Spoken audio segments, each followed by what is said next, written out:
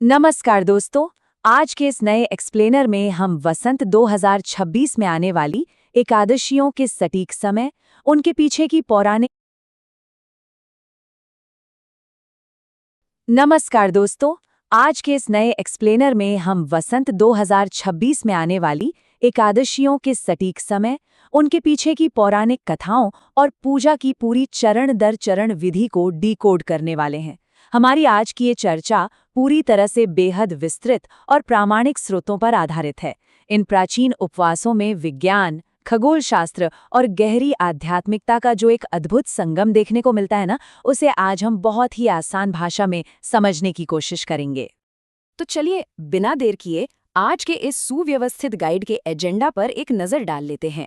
हम शुरुआत करेंगे 2026 की एकादशियों के कैलेंडर से, फिर समझेंगे दुर्लभ पद्मिनी एकादशी का महत्व और उसकी पौराणिक कथा। इसके बाद हम पूजा की पूरी विधि, व्रत के नियम, आहार और सबसे अंत में पारण के सटीक समय पर चर्चा करेंगे। सबसे पहले बात करते हैं 2026 के शुरुआती महीनों में आने वाली एकादशियों के पवित्र कैलेंडर की। अगर हम वसंत ऋतु के इस पवित्र चक्र को देखें तो 27 अप्रैल को मोहिनी एकादशी से इसकी शुरुआत होती है। फिर ठीक कुछ दिनों बाद 13 मई को अपरा एकादशी आती है और फिर ये पूरी श्रृंखला हमें 27 मई की ओर ले जाती है, जो कि सबसे विशिष्ट और दुर्लभ घटना का दिन है, पद्मिनी एकादशी। ये वाकई कोई साधारण एकादशी नहीं है, बल्कि समय चक्र का एक बेहद खास पड़ाव है। अब सवाल ये उठता है कि आखिर इस विशेष एकादशी को इतना महत्वपूर्ण क्यों माना गया है। आइए इसे समझते हैं। असल में पद्मिनी एकादशी अधिक मास, जिसे हम पुरुषोत्तम मास भी कहते हैं, के दौरान आती है और ये समय लगभग हर 3 साल में सिर्फ एक बार आता है। ऐसा माना जाता है कि इस दुर्लभ दिन व्रत रखने से न केवल सारे पाप नष्ट हो जाते हैं, बल्कि सीधे वैकुंठ में स्थान मिलता है। सबसे हैरान करने वाली बात यह है कि इसका आध्यात्मिक पुण्य एक विशाल अश्वमेध यज्ञ के बराबर बताया गया है। सोचिए, एक दिन का उपवास और इतना बड़ा फल। हर शक्तिशाली अनुष्ठान के पीछे एक उससे भी ज्यादा शक्तिशाली इतिहास होता है। तो चलिए इसकी प्राचीन वृत्तकथा पर चलते हैं। अगर हम त्रेता युग में पीछे जाएं, तो ग्रंथों में राजा कृतवीर्य की एक बहुत ही दिलचस्प कहानी मिलती है। राजा निसंतान थे और उन्होंने गंधमादन पर्वत पर पूरे 10,000 वर्षों तक घोर तपस्या की, लेकिन फिर भी उन्हें सफलता नहीं मिली। तब अंततः उनकी रानी पद्मिनी ने सती अनुसुया जी से मार्गदर्शन लिया और उन्होंने ही रानी को इस अत्यंत गुप्त अधिक मास व्रत के बारे में विस्तार से बताया था। रानी पद्मिनी ने पूरे समर्पण के साथ इस व्रत का पालन किया, जिसके फलस्वरूप उन्हें भगवान विष्णु का आशीर्वाद प्राप्त हुआ। और इसका परिणाम क्या रहा? कार्तवीर्य नामक एक अत्यंत प्रतापी पुत्र का जन्म, जो आगे चलकर तीनों लोकों में एक अजेय योद्धा बना।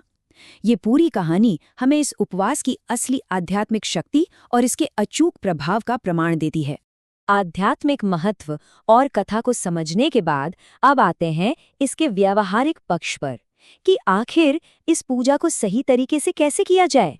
हमारे स्रोत सामग्री में 8 से 11 चरणों का एक बहुत ही सुंदर सचित्र मानचित्र दिया गया है। किसी भी तरह के भ्रम से बचने के लिए हम इस पूरी विधि को बिल्कुल स्पष्ट और छोटे छोटे चरणों में बांटकर समझेंगे। शुरुआत होती है सुबह की तैयारियों से, जहां सबसे ज्यादा जोर पूर्ण पवित्रता पर है। भोर में यानी ब्रह्म मुहूर्त में उठकर बिना साबुन के स्नान करना और फिर हाथ में जल लेकर दृढ़ता से व्रत का संकल्प लेना बहुत जरूरी है। इसके बाद एक चौकी पर पीला कपड़ा बिछाकर भगवान विष्णु की मूर्ति स्थापित की जाती है। ये नींव है पूरे दिन के अनुष्ठान की। मुख्य पूजा में जो सबसे दिलचस्प बात उभर कर आती है, वो है पीले रंग का भारी प्रयोग। भगवान को पीले फूल, पीली तुलसी माला और वस्त्र अर्पित किए जाते हैं। पंचामृत से अभिषेक करने के बाद ओम नमो भगवते वासुदेवाय जैसे शक्तिशाली मंत्रों और विष्णु सहस्त्र नाम के पाठ से पूरे घर के वातावरण को एक अद्भुत सकारात्मक ऊर्जा से भर दिया जाता है। और हाँ, यह अनुष्ठान सिर्फ सुबह की पूजा तक सीमित नहीं है। शाम को आरती करना, ब्राह्मणों या जरूरतमंदों को अन्न और पीले वस्त्रों का दान करना भी इसका एक अहम हिस्सा है। इसके अलावा प्राचीन ग्रंथों में पूरी रात भजन कीर्तन के साथ जागरण करने को भी अत्यंत फलदायी बताया गया है। अब जहाँ इतने कड़े अनुष्ठान हो, वहाँ शारीरिक अनुशासन भी उतना ही जरूरी है। आइए व्रत के आहार नियमों को देखते हैं। यहाँ आप स्वीकृत और वर्जित खाद्य पदार्थों के बीच एक बहुत ही स्पष्ट अंतर देख सकते हैं। दिन भर शरीर को हल्का और मन को केंद्रित रखने के लिए साबूदाना, मखाना, ताजे फल और सेंधा नमक जैसे सात्विक पदार्थों को अपनाया जाता है। वहीं सभी प्रकार के अनाज जैसे चावल, गेहूं, दालें और प्याज, लहसुन जैसे तामसिक तत्वों से पूरी तरह दूरी बनानी होती है। ये सारी मेहनत और अनुष्ठान तभी सफल होते हैं जब इन्हें बिल्कुल सही खगोलीय मुहूर्त के अनुसार किया जाए। इन प्राचीन परंपराओं में समय की गणना कितनी बारीकी से की गई है, वो इन विस्तृत पोस्टर्स में साफ देखा जा सकता है। उपवास की अवधि और उसे खोलने का समय यहाँ एकदम सटीकता के साथ मैप किया गया है। अब इस समय सारिणी पर जरा गौर करें। 26 मई को तिथि शुरू हो जाती है, लेकिन मुख्य उपवास उदया तिथि के अनुसार 27 मई बुधवार को रखा जाएगा। और सबसे क्रिटिकल हिस्सा है पारण। व्रत खोलने का यह कार्य अगले दिन 28 मई की सुबह 5:25 से 7:56 के बीच ही होना चाहिए। अगर ये छोटी सी विंडो मिस हो गई तो व्रत अधूरा माना जाता है। तो इन गहरी और सुव्यवस्थित परंपराओं का ये एक्सप्लेनर अंत में हमें एक बहुत ही रोचक सवाल के साथ छोड़ जाता है।